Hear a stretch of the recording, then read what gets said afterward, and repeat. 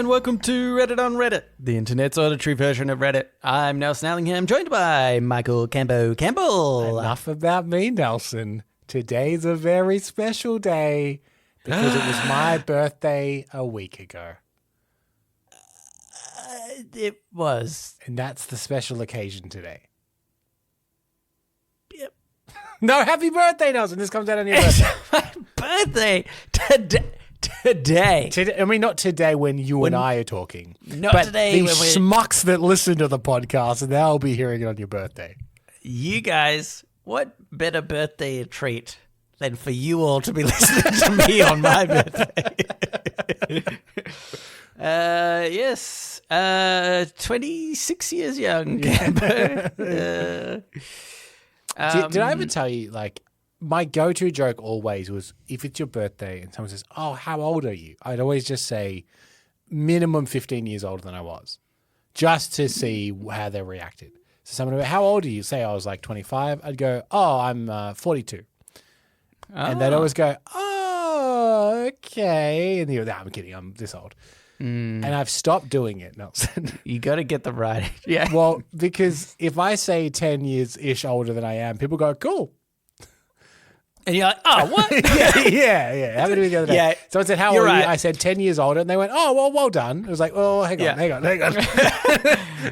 Yeah, we're definitely the age. I feel like from 30. Yeah, from to 30 like onwards, it's no good. 40, so you can't do that. No. Because then it's like, oh yeah, roughly there's people that like look 10 years older or younger. Yeah. Yeah, joke's over.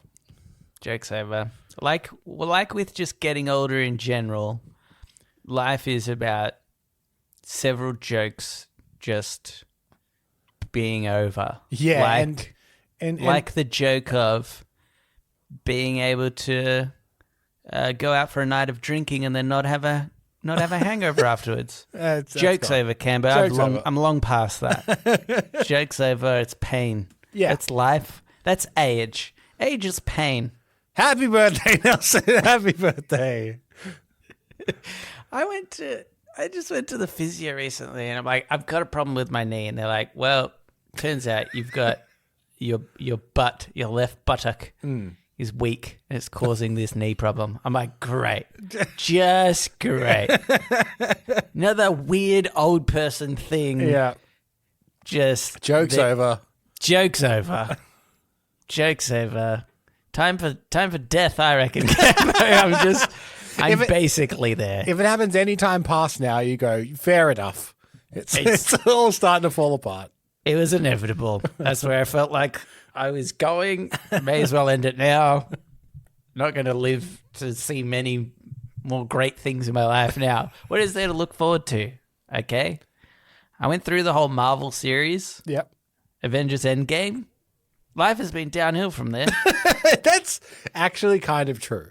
Because that happened like 2019. Yeah. And look at 2020 onward, Nelson. I'm telling you. Yeah, interesting. It's not worth it anymore. Thanos should have snapped. If only. All right. I'd be so annoyed if he snapped and I stuck around. I was like, oh, come on. Dude, the joke's over. I'm done.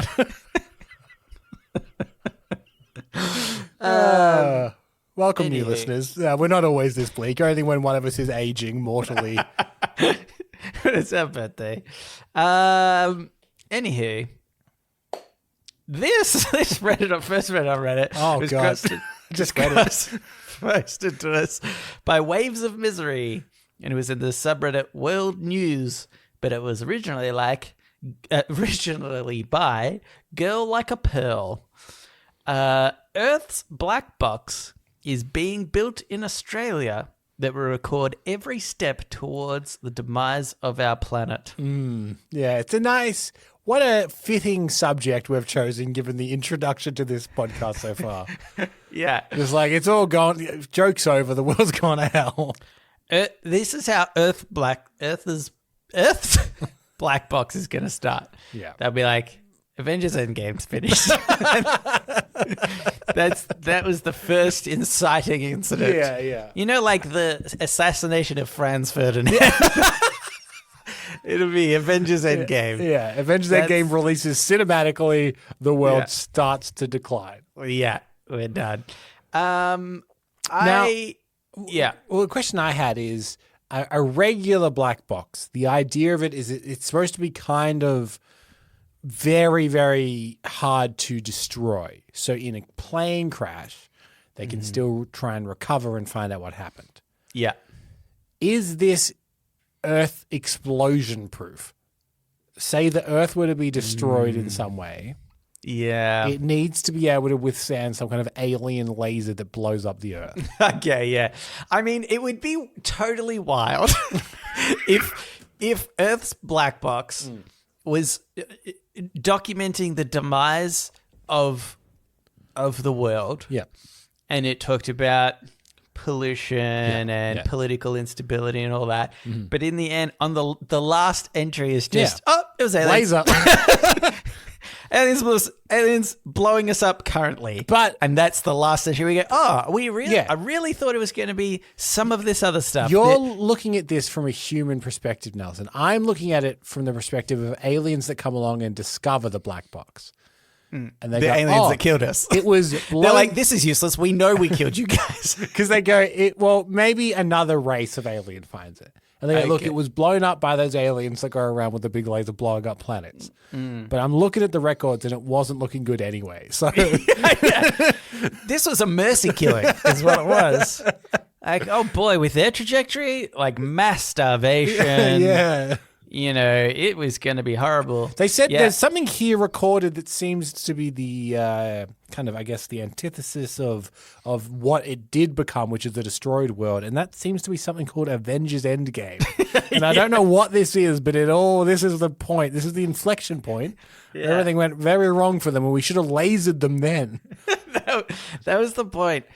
Maybe we are. Yeah, maybe we are the universe's sick puppy that eventually one day they will put down. Yeah. Where they're like, he can't look after himself anymore, I guess. This is it. Because I think this black box has a lot of work to do. Yeah.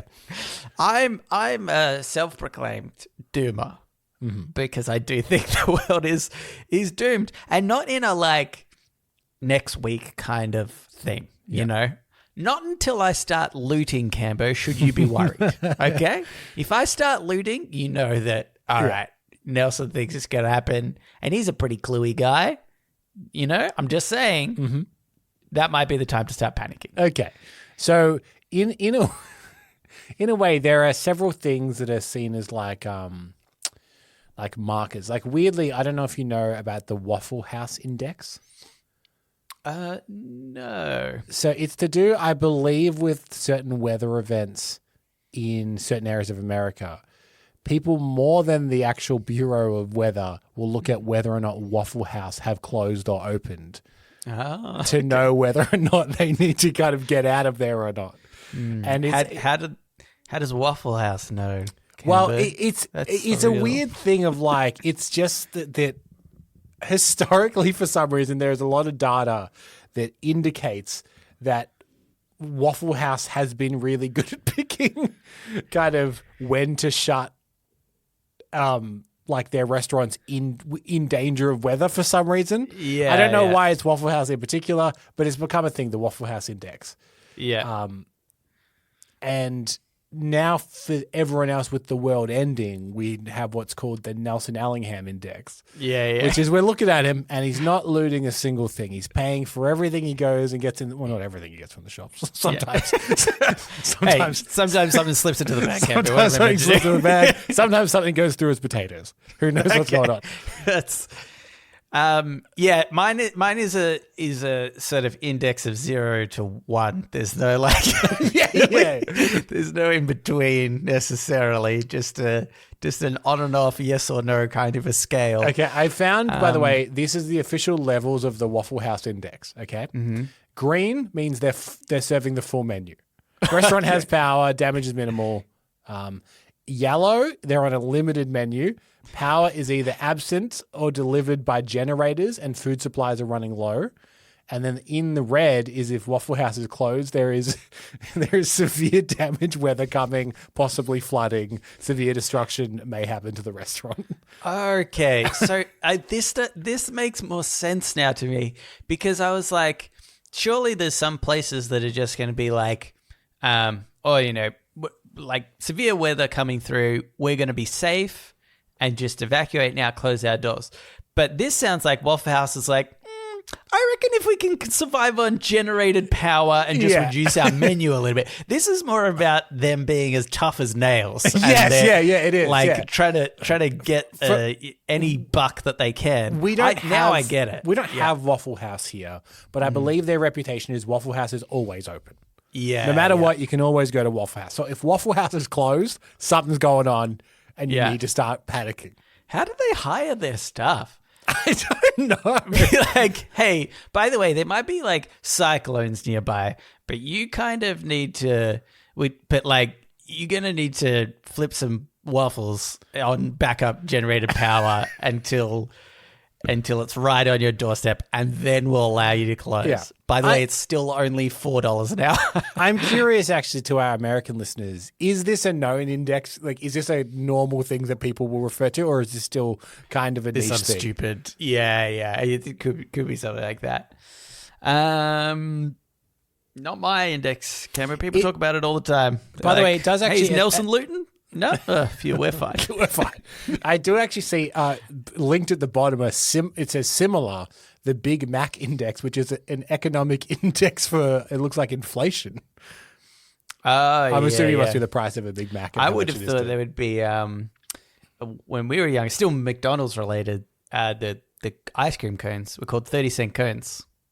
Actually, I think they were maybe even 10-cent cones at one point. At one point, yeah. And so that was always how you knew, because they were always referred to the price of the cone. Oh, you know what? So it wasn't like, I'll have a vanilla cone. It was like, I'll have a 10-cent cone. And then one day we were saying, I'll have a 50-cent cone. Oh, my God. Okay, this is actually really interesting. The Big Mac Index is also really interesting. It's not to do with inflation. Oh, okay. This is a price index that's been going on since 1986. It was published by The Economist. And it's an informal way to measure the PPP, the purchasing power parity between two different currencies, and provides a test of the extent in which the market exchange rate results in good costing the same in different countries. Oh, right, because there's Big Macs all everywhere. Over the world. Yeah. Right. Oh, that's really interesting. Interesting. Yeah. Yeah, that's bizarre. I like that. I love the pairing of big world kind of tracked things being done through fast food. Yeah. Anywho, the Earth's black box. Yes. Yeah, we talked so little on it. Here's the thing that I'm worried about is that, because I am a doomer, there's obviously many like ways in which we are doomed. If there was only one or two things, it's not that big a deal. But because there's so many, I think it's going to be difficult for whoever, the alien race that comes by and he's looking at the black box, to be like, but what was it? Yeah, was it the overpopulation? Was it the pollution of the environment? They lead into each other, I guess. There's so many things you're talking about for the demise of the planet. We can't work it out. It could be any one of these. Mm-hmm. It's probably just disease. In the timeline of the black box, obviously it starts with Avengers Endgame releasing, and then it has all these other economical things, wars going on, all that kind of stuff. And then right towards the very end, highlighted in red, it says Nelson started looting. Yeah. And they're like, oh, this is right near the end, this one. Yeah. That's how they know. It's really going to be a flow-on effect, I think, because as soon as I start looting, everybody's going to start looting. Yeah. I could probably start the end of the world just by if I chose to loot. This is like the nuclear deterrent kind of thing of like no one will use their nukes because then everyone will use their nukes. Yeah, it's like me setting off a nuke. Yeah, it is. Honestly, if you have a brick in your hand looking to store window, and you're like, if I throw this, it's all over. So I can't possibly. I'm not ready for this yet. Don't tell anybody this, Gamba, but when I'm like 85, I'm just going to throw the brick. Because I'm like, I'm done anyway. Yeah. I just want to see the world burn. Joke's over. Joke's been over for years. Joke, guys. No more jokes. Anyway, how do you think we'll die, Cambo? Us personally, airplane crash. We crashed 2 planes into each other. Oh, are we piloting the planes? Yeah. Okay. I feel like I'm going to live for a long time then. We're going to play plane chicken with each other. Oh, no. Well, obviously, if that was the scenario, we'd both die because we run into each other. There's Our no wives chance we're on going the to play... ground being like, one of them will pull up. Only the people who don't know us will be safe. All our friends and family are like, oh, this is it. They're going to die. They're obviously, there's no way that either of them are going to pull away from each other. This is their death. Yeah. I reckon, though, if we, let's just not get in a plane, Kevin. Ever? Well, unless you dare me to play chicken. And obviously, no. We can always be in the same plane, I think. Oh, okay. Yeah. Because then we can't really play plane chicken with each other. I mean, we could actually. That's not true now. So if we get on like a commercial flight, you go down one end of the little gantry way, and I'll go down the other, and we'll run at each other in the middle. So I guess in that way we could play plane chicken on a plane. That is plane chicken. But at no point ever should both of us be allowed to get into a Cessna or some such independently at the same time. Yes. Different Cessnas, same time. That's you throwing the brick. That's you throwing the brick into the window. Anyway, I think it'll be disease. All right, let's get into Ask Reddit. Ask Reddit. This Ask Reddit was cross-posted to us by Just Judging Reddit, but it was originally by Stunk Mundini. If tomorrow every job paid exactly the same salary, what profession would instantly become the most over and understaffed? I think we've had similar questions before, but I thought the idea of staffing in general, I thought it'd be interesting. Because here's what I think. I think just straight off the bat, any the like restaurant industry would be understaffed. Yes, definitely. I think there'd be people that are like, I would like to be a chef. Yeah. Let's say, and that'd be great. But I think there's very few people that are like, I would like to wait on people at tables. That's my ideal scenario. You think even if they're paid the same, if it's known that, okay, you want to become a chef and that's all good, but now the new system is to be able to do that, you do a few years of this first. Pays the same. You will get to where you're going, but we do need the front of house staff. So the pipeline is your front of house staff for 2 to 3 years, and then you can do the chef stuff. Yeah. Okay. Yeah, that's tricky. Then you can do the job that you love and want to do, but you do need to have a few years of something else. Yeah, first. I mean, that does end up becoming a different question, I think, because this also says what would be overstaffed. Yeah, right. Yeah. And then I feel like if you're going by this scenario, then there's no... really, this question has to be in a total fantasy world. Yeah. But yes, you're right. In that scenario... I still don't think there'd be that many people, actually. Okay, so the other question I think with this is, what is a job that everyone assumes is a really good job, and then what do we imagine the reality of it is? Oh, so maybe you reckon there might be a spike? As an example, yeah, I used to be a projectionist. And the amount of people that have said to me, oh, that's so cool. Do you just watch movies all day? Yeah. And like, oh, what you think this job is and what people will then want to apply for is different to what it is, which is mainly breaking down 35mm films and threading them through projectors, 15 projectors kind of going at once. Mm-hmm. You're just kind of running up and down a hallway. But the perception of that job is that it is a certain way, even though the reality is different. So what is the job that you think everyone thinks is a really cool job? And then how do we think it might actually be crushingly just a normal job? Yeah, okay. Yeah, that's tricky because I feel like for the most part,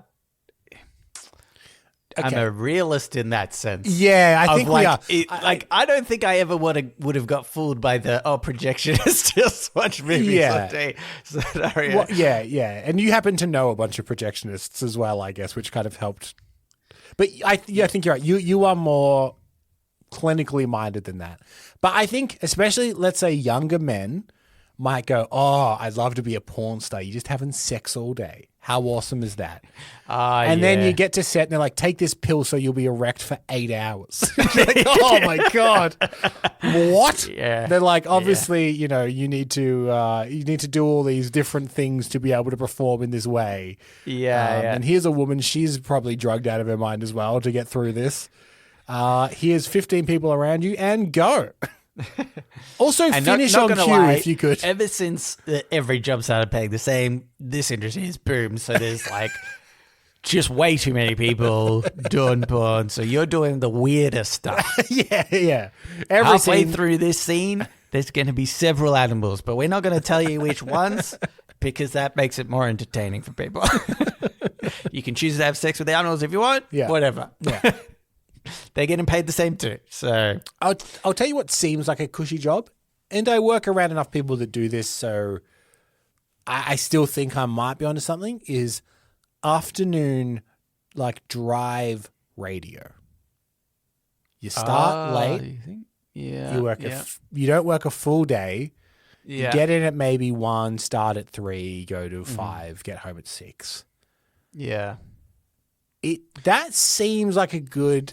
It does seem like a good job. Do you know what I feel like, made me realize, obviously it's not as cushy as that, is listening to Hamish and Andy, which in Australia in particular, like that's how they started. Everybody got to know them. They were talking about, so we had a meeting this morning about, and you're like, there's so much more work involved in this. This radio show, isn't there? That's there is pre and post meetings about the show. Yeah, I think the hard bit there is just filling every day with something we're talking about. We barely do an hour a week. Yeah, and sometimes you're like, God, it's bleak out. It's bleak out there. There's not much.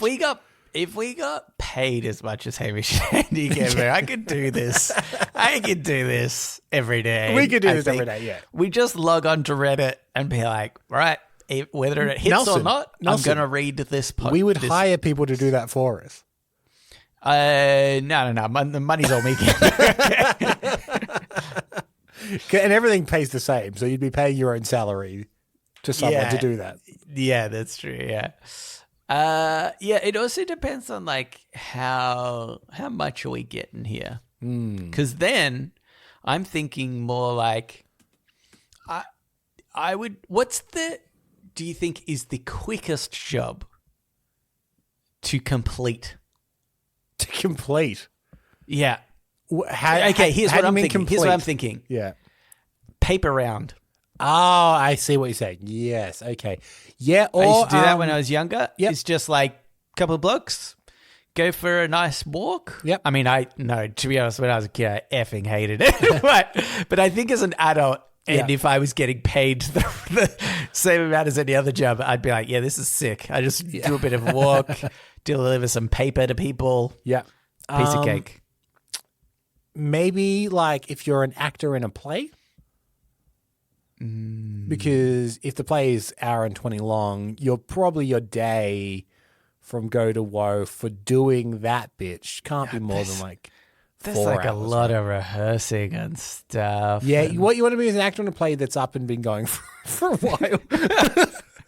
So you can just roll in and do the one a day. Be like, I know my lines, obviously. Yeah. They're getting the play up. I suppose it would be good. I still feel like that one would be burdensome to some degree. Mm-hmm. Also, if I'm doing the paper round, like I only had to do that once a week. So is that what we're talking about? Like, is that my profession then? Yeah. I'm like, I'm a paper round man. So I only have to do the one day a week. I don't know. Or is it that I have to do the paper round every day or like, 5 days a week kind of thing? Yeah, that's true. How do I explain this? No, I see what your point is, and I'm struggling to think of It depends where you do your paper route as well. Paper route in a small town, Yeah. fairly easy. But if you're in like a really dense, populated area, Here's actually, what you know I'm what? thinking. Easy job because who gets the paper anymore? Here's what I'm thinking. One is, if I can convince everybody else that this is a really good, easy job that you can do quickly, then there's so many people doing the paper round that you actually don't need to deliver to that many houses anymore. It's like maybe a block. It's easy. Is the easiest job a writer that has writer's block, but you're still getting paid, and you're like, I'm struggling, I cannot think of I think what I should do is I need to play take- some more video games, like get the juices flowing. Let me take a walk and get out of my head for a while, and maybe tomorrow I'll crack it. Yeah, that's good. I feel like any sort of creative industry, you'd be like, I'm working on it. All right, guys? Yeah. I'm working on it. You know, like when Stephen King is not publishing books, we're like, he must be working on something. Yeah. And, you know, sometimes authors do take a long time between books, and like, oh, this one must have just taken longer to crack. Yeah. Yep, I guess so. I thought we could go to some comments as well, see what other people thought. Another Bog Cryptid said, all these soul-crushing jobs that focus on prestige would tank. You'd see a lot of people quit their jobs to work in creative fields. It's interesting, although what I think is funny about this is like, I genuinely think if this came in to fruition for some weird reason, I think there's people that would still kind of strive on that prestige. Like, even if everybody got paid the same amount, you would still have people that have more authority over others in their job. Oh, yeah, power would be a big thing. Yeah. So Like, we get paid the same, but I am your boss. Yeah. I think prestige would still exist. Yeah. And I think a lot of people actually love that. I know some people think, oh, that's soul-crushing, hateful job, and I'm only in this because I need the money. It's like, yeah, but there's people that actually genuinely love those jobs. And the difference is everyone's getting the same salary, but that doesn't mean you can't still make money elsewhere. You can make money beyond your salary. Oh, yes. Wait, So what there was are the wording? Same salary. Oh, yeah. Because this is the universal income kind of conversation. It's like everybody gets an amount of money, but you can make more than that. Yeah. You can, yeah. So if there are people, like, does commission count to this? Yeah, I guess. Because that's a more like an add-on to your salary. I've just realized, Kimbo. What? I do OnlyFans. Take photos of my feet, post them online. Oh, that's good. Yeah. I'm like, just every now and again. I'm just even if I had to do that every day, I'd be like, I could take a photo of my foot every day, upload it. Yeah, that's my job now. You'd be about the same level as enthusiasm as any celebrity on Cameo. Yeah. Like, hey, Nelson, here it's your birthday. Your friend Michael just contacted me. Sorry, my friend Michael. I know him. He just contacted me. Yeah, you said Happy that, but then you could birthday. get Nicholas, Brendan Nicholas, what's his name? Xander. And he's like, I love this. I'm going to sing you a full song. My drugs have just kicked in. I'm ready for this cameo. We got him at a good time. Yeah. Here's one that I think people have. So Ego Sinitus wrote this one. Here's one I think that, like you touched on before, would seem good and is not really. Yeah. Being an artist or wine taster would become way more popular.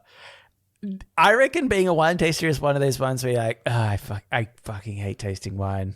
I've done too much. Like, you have to go to these different little festivals around the world or whatever, and just say like, can't do this anymore.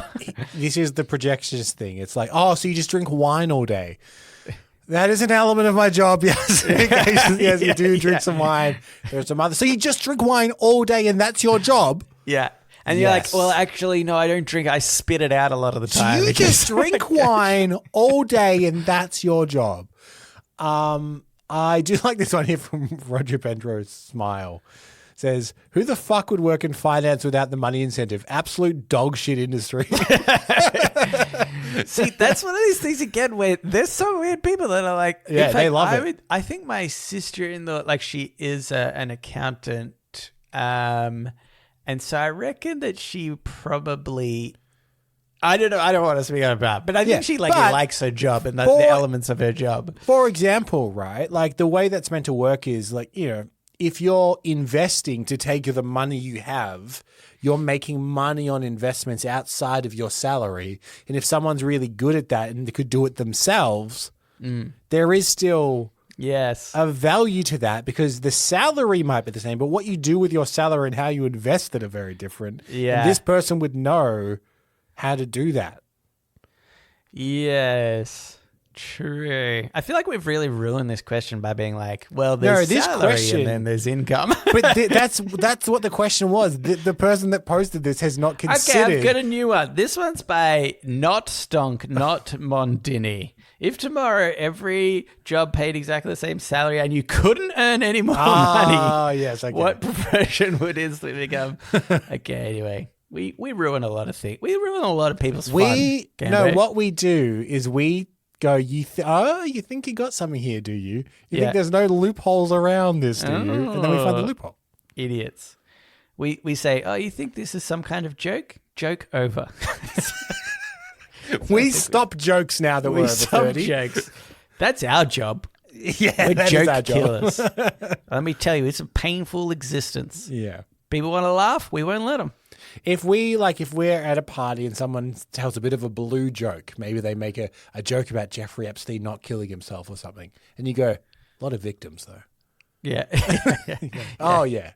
No, he did some awful, awful stuff, really. Yeah. Some of the stuff he was doing. Anyway, if you want to joke about it though, that's cool. Yeah. Anywho, wait, can I feel like you've found I was just going to do one more, maybe. Okay. It's about Crazy Rich. Expect a gradient of understaffing starting highest at the jobs with the largest barrier of entry to any barrier of entry. PhD to master's, bachelor's, associates, accreditations. Why go into debt and study hard to make the same as others? Only those truly passionate in their fields will stay, and then even some of those will drop. Okay, this is what I just have to say about. I mean, that's I mean, first of all, look at his name. Crazy Rich.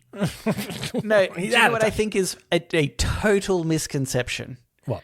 Is that people with PhDs are earning a lot of money. Yeah. And that is not true at all. I know sometimes multiple it is. doctors that are like, I'm getting by. Yeah. And it's not to do with the fact that I'm paying off this massive debt. It's like, no, it's just that they don't get paid heaps. They're not jobs that are, you get insanely rich. And yes, you can get into, maybe niches, or you can get into a situation where you're making more money. But I would say a lot of people with PhDs aren't in it because they're making insane amounts of money. Yeah. I think that's a total misconception. But anyway. And this guy is already crazy rich, so his perception is warped. But maybe he's crazy rich. Maybe the full name that he's abbreviated is Crazy Rich PhD. And that's why he's like, well, I'm crazy rich and I have a PhD. So yeah. So therefore. Okay, let's get into today advice. So now it's time for Today I Learned. What's the intro to that? Today I learned. And also sometimes advice. This Today I Learned was cross-posted to us by Just Judging Reddit, but it was originally by Urang. Today I learned... what's that? Urang? Urang. Or it could be Yo Rang. Oh, yeah, actually, it does look more like the second one. Yeah. Today I learned 10% of drinkers in Australia drink over half the alcohol. I wonder how this measures up globally. I was thinking that too. I think everything has what you refer to as a whale. Gambling has whales, I'm sure it's similar with gambling. Like 10% of all gamblers are gambling the 90% of the money and that kind of stuff. Yeah. Do you think...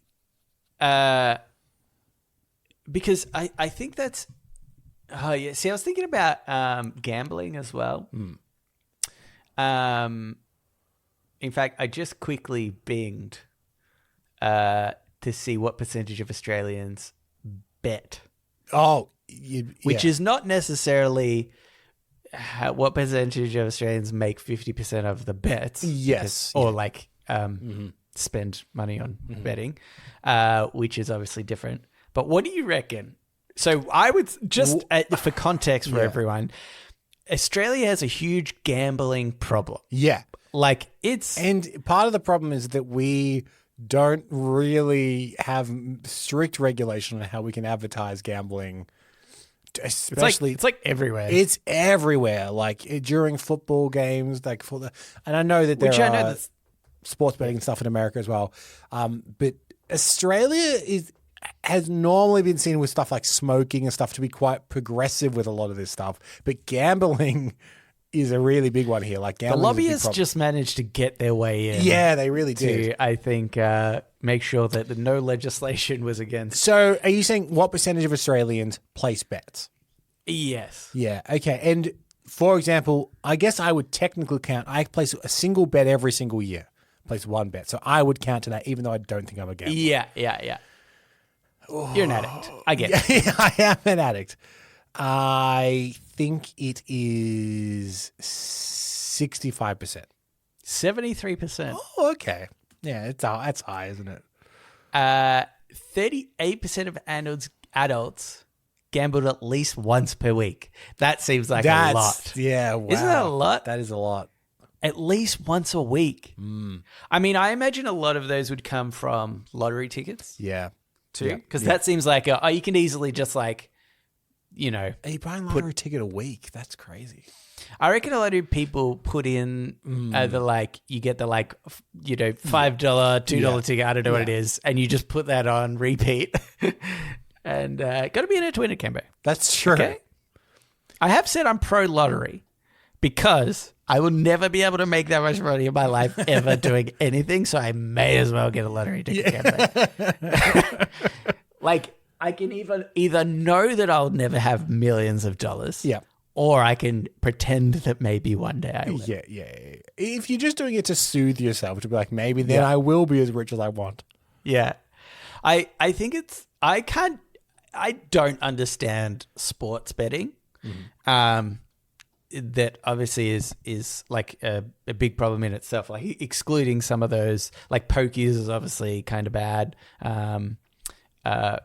Or what are they called? What are pokies called? The slot machines. Slot machines, yeah.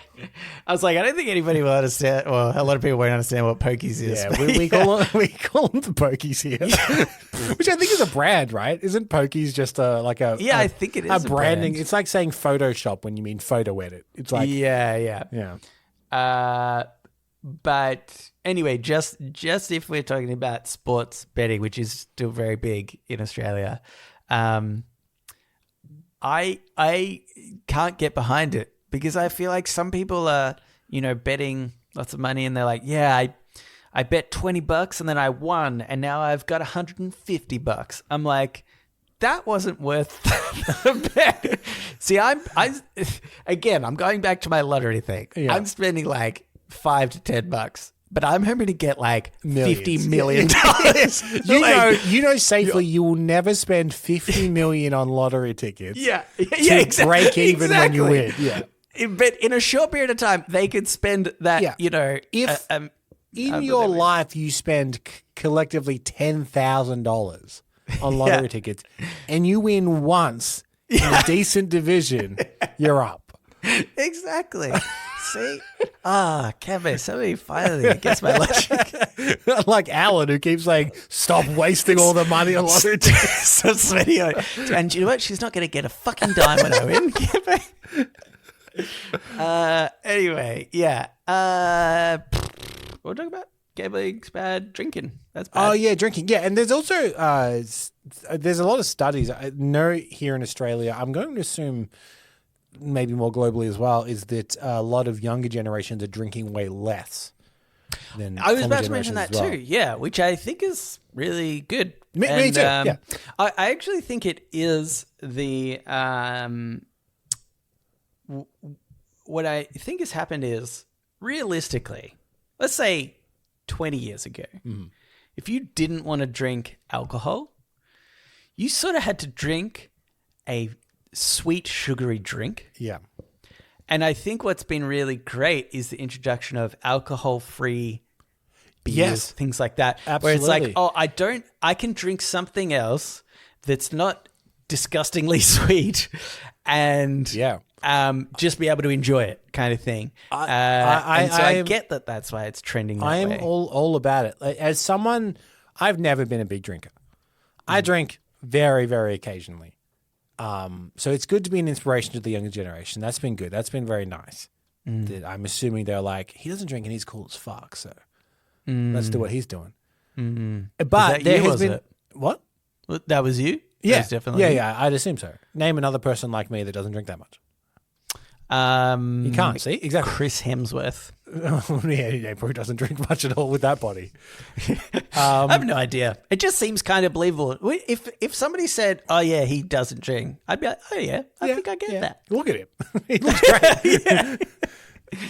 But what I have found several times is, especially here in Australia, where drinking culture is pretty big. If you tell someone you're not drinking, and then they also find out that it's not for any kind of medical reason or anything like that. You're not pregnant. Not only are they confused, but they will try to make you drink. I remember once I was out with a friend of mine and he said, "Oh, do you want to go get a beer?" And I said, "Oh, no, thank you. I'm not going to have a beer." He goes, "Oh, I'll buy it for you." And I was like, all right, he's tried barrier one, which he thinks I don't have the money. Yeah. And I said, "Oh, no, I'm not drinking tonight." And he goes, "Oh, do you have to be up early tomorrow?" Yeah. And I said, no, I don't really feel like drinking. And he goes, "Well, you can have, like, if you're driving, you can have one." I was like, "Yeah, no, I understand the rules. I just don't want to drink." And he's like, "Not even one?" Yeah. And it's like, and then he went. He actually came back with an extra drink. And I was like, "I'm not going to drink this." Like, he really wanted me to drink. Yeah. And then in the end, he came up with the final conclusion, as they did back in those days, which was that you were gay. That was the only other explanation. That was the last one on the list. In the 2000s, that was a very big thing you would jump towards. I don't understand this, therefore it must be that. But like, I'm glad that hopefully, like, younger generations hopefully are not experiencing that, because it's quite uncomfortable just to have to keep telling people no. Yeah, I feel like we've definitely that's not if someone as common says, anymore. "Do you want a cigarette?" and you say, "No, thanks, I don't smoke," they go, "You can have one." Yeah. They'll go, "Oh, okay, you don't smoke. I understand." I mean, honestly, I think that's how I started smoking initially. I was like, "Oh, can I? All right, I'll give it a go." No, do you know what is slightly funny though? Is I realized we have some people coming over tonight for my birthday, and I looked in the fridge and I was like, "Oh, I only bought alcoholic stuff." So, this has been a wake up call to you. There's Nelson, water or alcohol of some sort that you can have tonight. So, I'm not opposed to you not drinking, but you will only be getting water. But you won't be drinking as a concept. You just won't be consuming any liquid. Yeah, exactly. Okay, wait. Let's get into shower thoughts. Shower thoughts, shower thoughts, shower thoughts, shower thoughts. This is shower thoughts, and this shower thought is by Late Parking 5890. Many animals have babies without bleeding for a week every month. Why can't humans be like them? It's pretty rough. I feel like we got the rough end of the deal. I've heard. Yeah. It depends who you believe. Because if you believe the Bible, God did that as punishment for the apple. Yeah. Which you're like, come on, dude, that's so weird.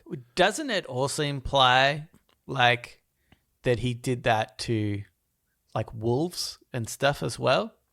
He's like, they also did something bad. And so I had to punish them. Did you do it to snakes? Because the snake was really to blame in that whole situation. Snake's like, hey, have this apple. Is it? Well, I remember on one of Ricky Gervais' stand-ups, and I know because there's so many like different versions of the Bible and which the one's, Old Testament. Which one's the real one, though? But they're all real in their own way, Camber. He said, God said to the snake, oh, and you will have to slither on your belly for all of the days. He's like, oh, no. Oh, I have to slither on my belly. Oh, bummer. How do I do this? Yeah, pretty funny. Yeah, I think that kind of sucks. What do you think humans would be like if we laid eggs? No, it's not better, I don't think. It's just a different kind of problem. Yeah, at the same rate. I mean, if you imagine it's like chickens, right? Yeah. Then you're laying an egg like every day. That's a hassle. That's annoying. But I suppose it could be like something that just lays like tons of eggs at once. Oh, then you'd have like, you could potentially have so many kids like just straight away. I feel like that's the problem. Humans can't be trusted. There'd be some humans that are like, yeah, they've got 57 children now. Here's the thing. I was wondering whether or not this is like a mammal-specific thing. And are we going to look stupid because people are like, well, it's mammals have this kind of reproductive cycle. So I started to type into the search engine, do female, and I got that far, and it said mammals have periods. It's like, oh, this must be. People are looking this up all the time. Yeah, I wasn't sure if it was all mammals, but I know it is not. In fact, a bunch of mammals do not. But there is a small minority, including humans and a few other primates, as well as some bats, elephant shrews, and spiny mouse. All have have menstruation, yeah. Oh, that sucks. I thought that did dogs. That's why I said wolves. So most other mammals, like dogs and cats, have Eustace cycle, where the uterine lining is reabsorbed rather than expelled as blood. Right. So not quite the same. Not quite. Yeah, there is a menstruation cycle, but it's not outward blood. Yeah, it is I thought there was of dogs for some reason. I don't know why I thought that. Okay, I've got another one here. This is by DDel313.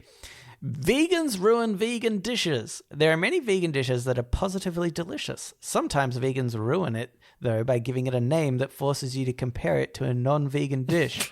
No, Mr. Vegan, this does not taste like chicken. No, Ms. Vegan, this does not taste like beef. Because you insisted on calling this dish the Vegan X, I'm sitting here thinking how terrible an alternative this is instead of, wow, never had cauliflower made like this. This is awesome. I totally agree with this. Mm-hmm. And again, we have to bring it up every time. We're not vegans, but we are pro-vegan. Well, absolutely. We love veganism. Yeah. I think it's great. I think it's good. Hey, you do it for the animals. Really appreciate that. You do what we can't, which is be vegan. Because honestly, if you guys tried bacon, like, it's good. Don't talk to me about faking. I've had faking. It's not as good. Exactly. That's why this comment, I think, is just so true. Because the amount of times I go to, like, I've tried something like this, and I'm like, oh, but like, why have you tried so desperately hard to make this taste like chicken? Yeah. And it's not making it. It's not getting there. Whereas you could just make something like, why are you trying to convert people by being like, look, they want chicken. You know what? We'll give them a chicken replacement. Obviously, this tastes nothing like chicken, but we'll just call it chicken. And really is just a worse off version. Whereas if there was like, if the vegan community of the world got together and they're like, guys, all right, let's stop doing this. We've tried it for a while. We can't do the fake meat anymore. People aren't buying it. I really thought that if we just wrapped some tofu in seaweed, it might actually taste like salmon, that we could convince some people. But that's not working. Let's just release the delicious stuff and call it delicious vegan food. And then I think people will be converted. And that's the way to do it. So you're doing PR for veganism. Because again, we are pro-vegan. pro-vegan. I think that's what they need to do. I think you're onto something there. I have you ever tried to trick someone with fake meat? No, but So- I'm interested to hear your story because you seem to. I did Actually, once- I did. I tricked your dad. Oh yeah, that's true. You did Sort trick of my dad once. unintentionally. Yeah. We just decided not to tell him. So there is like Impossible Burgers and Impossible Meat and stuff like that. And if you go into it being like, oh, apparently this kind of tastes like meat, and then you have some, your brain goes, oh yeah, it does kind of taste like meat. I can see that because you're kind of, I guess, looking for it. Yeah. However, one time during the pandemic, I went to the shops and all of the beef was gone, but there was still Impossible Meat. Yeah. And I thought, you know what? I'm going to make burgers and I won't say anything. Yeah. And I want to see if Stacey can tell that this isn't meat Yeah. without knowing. So Yeah. I made the burgers and I reckon she took one bite and she goes, is this fake? I was like, it's so funny that instantly you knew something was wrong. Even though objectively it does kind of taste like meat. It's pretty, it's probably the closest you'll get. It's getting closer. And I didn't say anything. She knew. Yeah. Yeah, it's funny how they're trying. But They're trying. They're not. They're getting closer, but that's about it. I At do least remember it's there was not- heaps of hype for a while. In fact, I think we spoke it on the podcast for a while, where I feel like they were making breakthroughs. Yeah. With like fake meat. But Yeah, the thing that it never the quite made Impossible Burgers get right that a lot don't is the moisture of meat, Yeah. which is a big thing with fake meat. Is like it's kind of dry and it's kind of Yeah. tacky. Whereas this one, it had the kind of moisture to it, but there's still something. It's like the uncanny valley in CGI animation, where if something is almost human but not human, it looks off. Yeah. The meat tastes like the uncanny valley. You're like, it's almost there. It's almost meat. Yeah, interesting. Yeah. Yeah, it's funny. Anywho, let's get into podnapping. Oh my God, I'm being podnapped. Podnapping. This is Podnapping, where we nap a pod. We take a topic of conversation or a segment from another thing, and we do it ourselves. This week is my week, and I have one here from the real Binky Bink Bonk. You already spoke about this 2 weeks ago, 1 week ago, something. Possibly. But Binky Bink Bonk gave us both Oh, of course. a Yes. podnapping. Yes. You did yours. Yeah. I'm now doing the first one. So this one is about there's hypotheticals, and we have to just poke as many loopholes in them as we want. Yeah, this is it, campaign. Okay, so the first one is you are. I haven't read these, by the way. I have no idea what this is about. You are running through the bush away from a backwards walking crazy man. Oh, Yep. I see.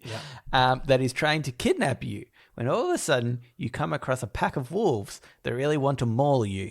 Do you let them, or do you turn around and run back in the direction of the backwards walking crazy man who is holding a gold dog he wants to bludgeon you with? Okay. Well, I think I can take one backwards man rather than a pack of wolves. Straight up, I want the golden dog more than anything. yeah. I'm hoping he... Imagine what type of golden dog he has to be swinging in order to feel like a danger to you. Well, Like, that's only a even a small dog, if it's solid gold, would do some damage. Yeah. At the very least, a chihuahua-sized Yeah. golden dog Yeah.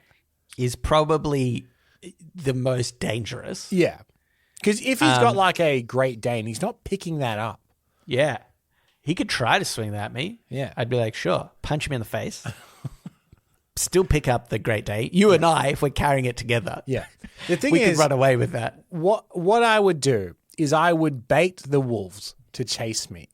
And then I would run around the backward man, yeah. and the wolves have to go through the backward man. Oh, they're And they mauling start you. mauling him. I come Yeah. back later, collect the dog. The backwards walking man doesn't seem like much of a threat, No. does he? No. It's hard to be threatening to anyone when you're walking backwards. Can I just say, if this man was forward, my answer would be completely different. Yeah. If it's a Terrifying. forward walking man coming after me, now that's a real tough situation. Do you know what? I've realized there is also something else that makes it more terrifying. It's walking backwards, not terrifying. But then I was like, wait, isn't that in The Exorcist or something? So here's the thing. Yeah. Head swiveled 180 degrees, walking backwards towards you, terrifying. Then I might be running towards the wolves. I reckon I would still go toward him because try right now, reach your arms out in front of you, Nelson. Easy. Great. You could grab someone. Now do that behind you. Yeah, you're not getting the dexterity that you normally get. You're not grabbing people, are you? Yeah, and he's trying to hit me with a golden dog at the same time. Yeah. Yeah. Yeah, I mean, definitely we would. Okay, yeah, this is what we'd do. We would kick the backwards walking man in the knee, like at the back, obviously, because his back is facing us, so that he keels over and falls over backwards. Yeah. We take the golden dog. We run away. He's left to fend for himself against the wolves. Yeah. That maul him to death. Okay, easy. That was an easy one. Yeah. I don't think that was a loophole. That was more just logically thinking that through. Yeah, that's true. What? It would. Yeah. Okay. Yeah. Anyway, here's the next one. You have been offered 2 places to stay. At your house, your new roommate lets you stay rent-free, and you have unlimited access to their Wi-Fi and streaming services. Great. But the catch is they are Spike the vampire, and he will randomly show up wherever you are, at work, on a date, on the toilet, etc., and demand a pint of your sweet, sweet O-negative blood. Or you choose the second house where you have an acre of land with abundance of your favorite fruit and citrus trees. They aren't like regular trees. They fruit all year round. Ooh. Okay. But you are constantly bombarded by those pesky lemon-stealing whores who hours of the day and night. They will steal your lemons and make really loud phone calls to their friends outside your windows. Mm-hmm. Where do you choose to live? This is somebody who's been through a lot of our podcast episodes, let me tell you. Yeah. Okay. So I'm assuming. First up. Yeah. First up. Yeah. If a Spike exists, there's a very real possibility that Buffy exists. This is true. And wherever Spike is, Buffy's usually not far behind. Mm-hmm. So that is the only thing that's keeping me in the realm of the vampire scenario. Yeah, I think so too. We're not men that are wanting for lemon-stealing whores these days, Nelson, you and I. Oh, yeah. Both happily married. Oh, there's a time in my life, Campbell, where I'd welcome it. The appeal to us is less, but I would probably start, I would try and find a way to just have patches of my blood ready to go. Okay, yeah, because, we regularly donate anyway. Yeah. And it's probably about a pint. Yeah. Probably a bit more, I'd say. Maybe a little bit more than a pint. Yeah, it only takes me a few minutes. And if that thing is, once I do it, they're like, oh, now you need to wait X amount of weeks to come back. That's the problem. That's when you might be like, ooh. How often is Spike showing up, does it say? It said, but the catch is, and no, it doesn't say. If he's doing it intermittently enough, like a blood donation where the blood has... If it's 6 monthly-ish. Yeah. Or 4 months. Is it 4 months? How many months? I thought it was 3, yeah. I didn't think you could do it 4 times a year, though. Oh, maybe, okay, maybe it's 4 then. I don't know. Anyway, I can't remember. Whatever that interstitial is. Yeah. If it's that frequency, I'm actually fine with it. Yeah, I think they I'm okay with it. They say, donate blood to save a life, right? And I'm all for that. But if I'm saving Spike's life because he needs the blood, and I'm assuming he needs the blood to function. Gambit. Yeah. Buffy is friends with Spike, so she might be indebted to us. Maybe he comes and goes, give me the blood. And you go, before I give you the blood, yeah. You need to send a few texts and invite a few people around. What's Buffy Summers' number? And then presumably that doesn't work. So after a little while I say, what's her new number? Eventually I kick back. Alternative thought. Yeah. I know it says your blood, but would he accept any blood? Because if the blood isn't ours, I'll give him as much blood as he wants, mate. Yeah, that's true. It's called hunting the homeless, and it's normally frowned upon. But I'm getting free Wi-Fi and all the access to all the streaming services. Remember. Yeah, that's true. Here's the thing. Vampire also, it doesn't like sunlight. Yep. Can't be in sunlight. Yep. Doesn't like crucifixes or garlic. That's fine. Yeah. Oh, garlic's a biggie, but yep. That would bother you the most? It'd be annoying to not put it in cooking, yeah. But go on. Camber, I'll give you permission to occasionally put some cloves. Okay, yes, mate. I will in the cooking. Yeah, Okay. if you're doing a nice pasta, I didn't realize you were garlic. such a garlic fiend that you were like, well, if I see it hanging up everywhere, I'm going to desperately. I think it's honestly because, and I don't want to answer any questions to this, Nelson. Me and Stacey both had garlic bread for breakfast. Camber, I won't answer any questions about it. that is living the dream. Yeah, I think so. So maybe because of that, Honestly. and I was like, God, this is good. I'm just in a very pro-garlic mood right now. I've just realized, Camber, obviously we'd be using all the garlic for garlic bread breakfasts. Yeah. And ignore this stupid idea to hang garlic around the place. That's a terrible idea.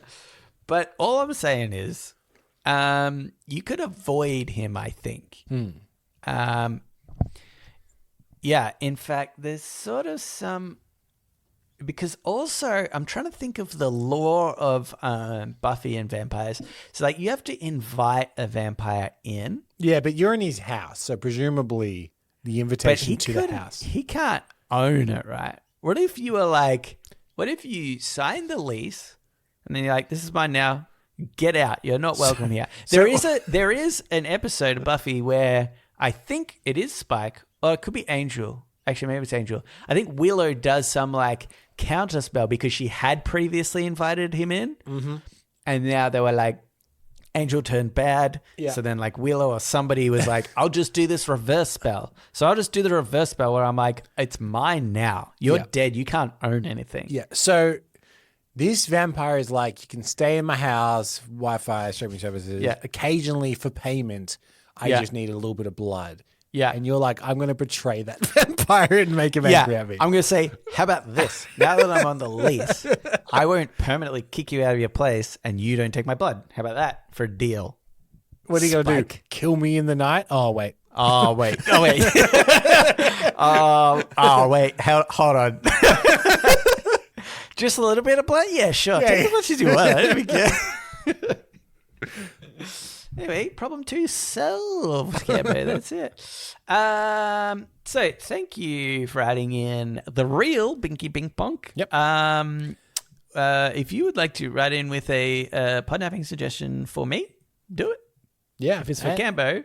Do it too. But write Dear Nelson at the start because Cambo, he won't say this. Oh. He won't say this out loud, but he gets like anxiety when things are addressed to him. So if you just address it to me, I'll pass it on. Dear listener, here's a funny prank you can play. Say, Dear Nelson, pass this on to Cambo for podnapping. Yeah. And guys, I'll pass it on.